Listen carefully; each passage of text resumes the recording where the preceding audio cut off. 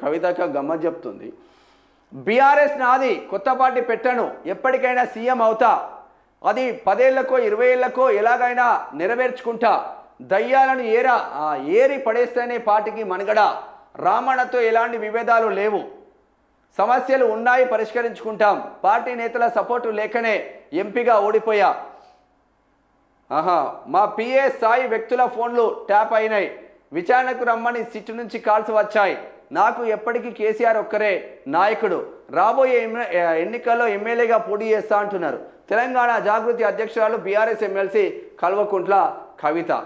BRS నాది, కొత్త party పెట్టను, పార్టీలో సమస్యలు ఉన్నమాట వాస్తవం, వాటిని పరిష్కరించుకుంటాం, దయ్యాలను ఏర్పడిస్తేనే పార్టీకి మనుగడ, జాగృతిని మరింత బలోపేతం చేస్తా, అన్ని నియోజకవర్గంలోని పునరుద్ధరిస్తాం, కాంగ్రెస్ ప్రభుత్వంపై వ్యతిరేకత మొదలైంది, వచ్చే ఎన్నికల్లో బీఆర్ఎస్ పార్టీ తప్పక అధికారంలోకి వస్తుంది. ఇప్పుడు సొంత పార్టీలో ఉండి బీఆర్ఎస్లో ఉండి వేరే కుంపటి పెట్టుకుంటే కల్వకుంట్ల కుటుంబం కాకుండా, ఇప్పుడు ఎమ్మెల్సీ కవిత కాకుండా బీఆర్ఎస్లో ఉన్న మహిళలు అనుకోండి, మగ పురుషులు అనుకోండి, వీళ్ళు సొంత కుంపడి పెట్టుకొని నేను ఈమె జాగృతి పెట్టుకున్నట్టు సవితా ఇంద్రారెడ్డి, ఇంద్రన్న యువసేన లేదా ఇంద్రన్న చారిటబుల్ ట్రస్ట్ సపరేటు రాష్ట్రం మొత్తం విస్తరిస్తా అంటే బీఆర్ఎస్లు ఊరుకుంటారా? మరి ఈమె పైన ఎందుకు చర్యలు తీసుకోడు కేసీఆర్? ఈమె బీఆర్ఎస్లో ఉందా, జాగృతినా ఈమెది? బీఆర్ఎస్ నుంచి ఎమ్మెల్సీగా గెలిచి మళ్ళీ నేను పార్టీలో ఉంటా అంటది, జాగృతిని బలోపేతం చేస్తా అంటది. ఎవరి కోసం చేస్తావు జాగృతిని బలోపేతం? జాగృతి సపరేట్ పార్టీనా? వేరే వాళ్ళు చేస్తే ఊరుకుంటారా? బీఆర్ఎస్ అధినాయకత్వం ఎందుకు? మీరు ఆన్సర్ చెప్పాల్సిన బాధ్యత మీ పైన లేదా?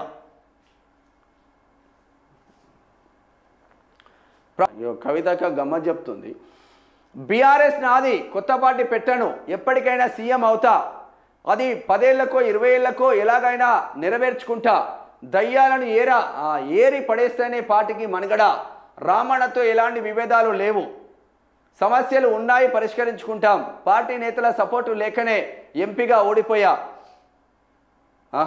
మా పిఏ స్థాయి వ్యక్తుల ఫోన్లు ట్యాప్ అయినాయి, విచారణకు రమ్మని సిట్టు నుంచి కాల్స్ వచ్చాయి, నాకు ఎప్పటికీ కేసీఆర్ ఒక్కరే నాయకుడు, రాబోయే ఎన్నికల్లో ఎమ్మెల్యేగా పోటీ చేస్తా అంటున్నారు తెలంగాణ జాగృతి అధ్యక్షురాలు బీఆర్ఎస్ ఎమ్మెల్సీ కల్వకుంట్ల కవిత.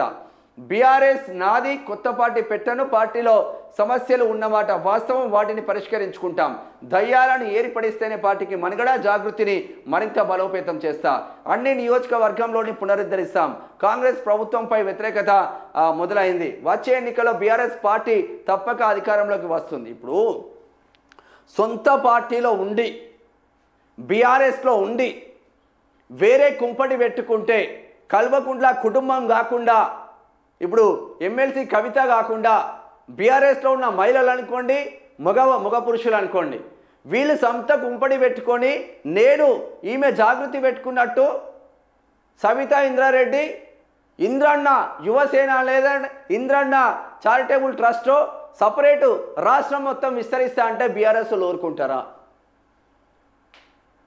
మరి ఈమె పైన ఎందుకు చర్యలు తీసుకోడు కేసీఆర్? ఈమె బీఆర్ఎస్లో ఉందా, జాగృతినా ఈమెది? బీఆర్ఎస్ నుంచి ఎమ్మెల్సీగా గెలిచి మళ్ళీ నేను పార్టీలో ఉంటా అంటది, జాగృతిని బలోపేతం చేస్తా అంటది. ఎవరి కోసం చేస్తావు జాగృతిని బలోపేతం? జాగృతి సపరేట్ పార్టీనా? వేరే వాళ్ళు చేస్తే ఊరుకుంటారా? బీఆర్ఎస్ అధినాయకత్వం ఎందుకు? మీరు ఆన్సర్ చెప్పాల్సిన బాధ్యత మీ పైన లేదా?